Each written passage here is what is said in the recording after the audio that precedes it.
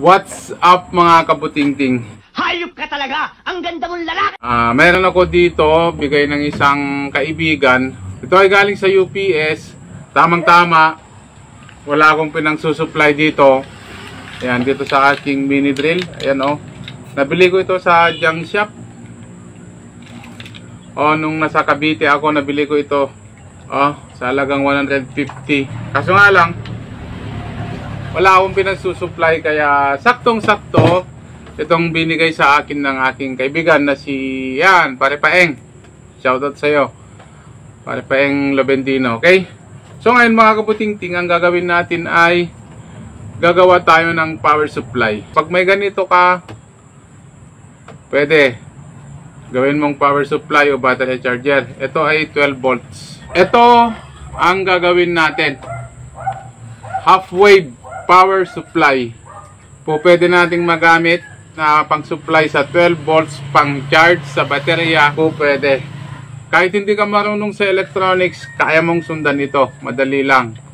Basta meron kang transformer, diode at saka capacitor, okay? So ito yung gagawin natin at hindi na natin papatagalin, tayo na. Ito yung transformer na gagamitin natin, galing sa UPS. At siyempre itong diode, kinonect ko na ito sa parallel.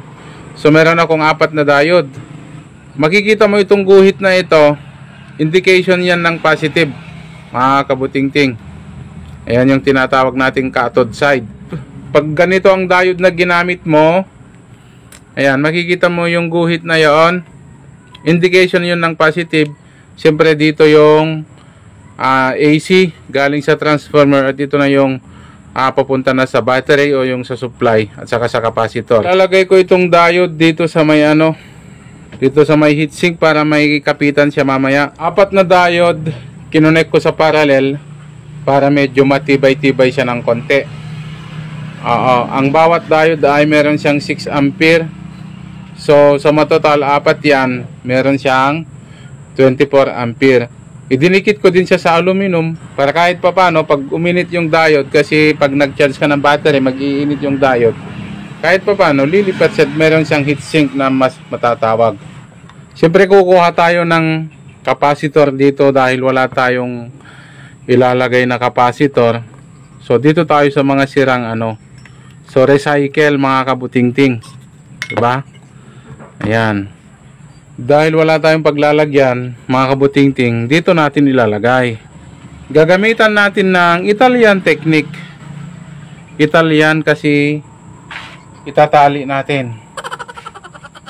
Kasi walang pag-iskruhan nito. Ayan, wala siyang butas, kaya itatali natin. Ito yung capacitor na tinatawag natin. Ang guhit na to, indication ito ng negative.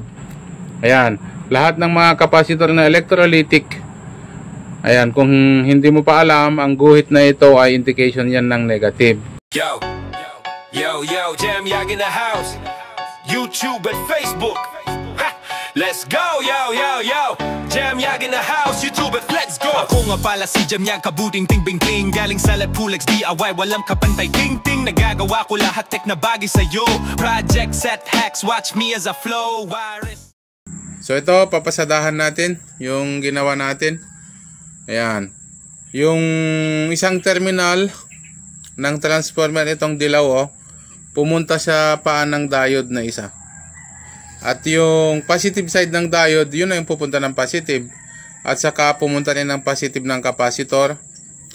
At yung isang paan ng capacitor pumunta sa isang terminal ng transformer. At yun na din yung magsisilbing negative.